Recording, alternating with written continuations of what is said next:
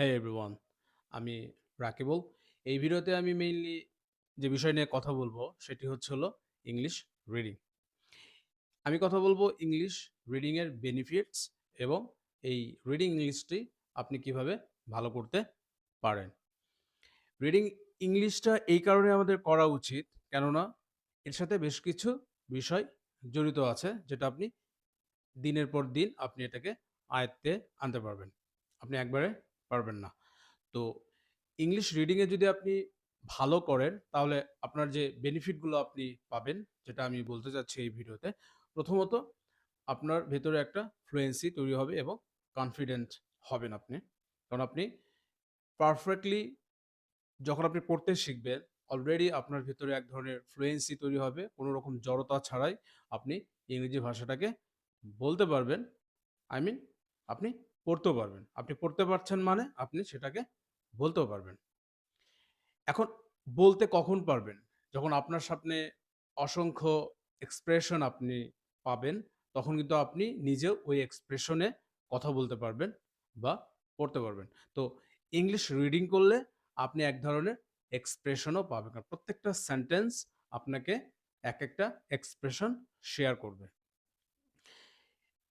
English reading করতে গেলে আরেকটা যে বেনিফিট আছে সেটি হচ্ছে হলো আপনি ন্যাচারাল ওয়েতে গ্রামারগুলো শিখে ফেলতে পারবেন, গ্রামারের প্রয়োগগুলো জানতে পারবেন। যে বিষয়গুলোতে আপনাকে প্রবলেমে পড়তে হয়, যে গ্রামারের রুলসগুলো আপনি হয়তো পড়তে পারছেন না, কিন্তু ইংলিশ রিডিং একবার যখন আপনি হ্যাবিটে রূপান্তর করতে পারবেন, আপনি অসংখ্য সেন্টেন্স দেখবেন।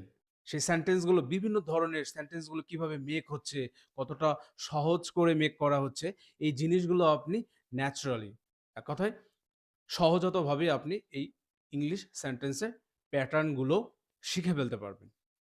একবার যখন আপনি প্যাটার্নগুলো শিখে ফেলবেন, তার মানে কি? আপনি ইংরেজি ভাষাটাকে বুঝে, বুঝে পড়তে শিখবেন। আর বুঝে, বুঝে পড়তে পারা মানে হচ্ছে হলো আপনি ইংলিশ রাইটিং এও দক্ষ হয়ে উঠবেন। তো এই বেনিফিট গুলো যদি আপনাকে পেতে হয় তাহলে অবশ্যই, অবশ্যই যে কাজটি আপনাকে আজ থেকেই করতে হবে সেটা হলো ইংলিশ রিডিং এ মনোযোগ দিতে হবে। এখন কথা হলো যে আপনি কিভাবে এই ইংলিশ রিডিংটা শুরু করতে পারেন। রিডিং মানে তো আপনাকে পড়তে হবে, তাই নয়? তো পড়বেন কি? ওকে? তার মানে কি? আপনাকে প্রনাউন্সিয়েশন এখানে জানতে হবে। প্রনাউন্সিয়েশন এর সাথে যে বিষয়টি জড়িত সেটি হলো সাউন্ড। এদিকে সাউন্ডের আবার অ্যালফাবেটের সাউন্ড হয়, আবার ওয়ার্ডের সাউন্ড হয়। অ্যালফাবেটের উচ্চারণ যেভাবে হয়, ওয়ার্ডে কিন্তু সেগুলো সেম ভাবে আসে না। তাহলে কিভাবে আসে? এইটি অ্যালফাবেট ২৬ টি অ্যালফাবেটের যে উচ্চারণ, এই ২৬ টি অ্যালফাবেটের উচ্চারণকে আবার 44 ভাবে উচ্চারণ করা হয়। এই 44 যে সাউন্ডসটা রয়েছে, সেই সাউন্ডগুলোই প্রত্যেকটা ওয়ার্ডে ব্যবহৃত হয়। তো আপনি প্রথমত অ্যালফাবেটের উচ্চারণ করতে শিখবেন, তারপরে ওয়ার্ডের যে 44 সাউন্ড রয়েছে, সেই 44 সাউন্ড আপনাকে পারফেক্টলি উচ্চারণ করা শিখতে হবে।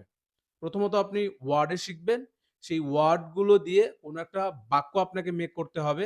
সেগুলো প্র্যাকটিস করতে হবে।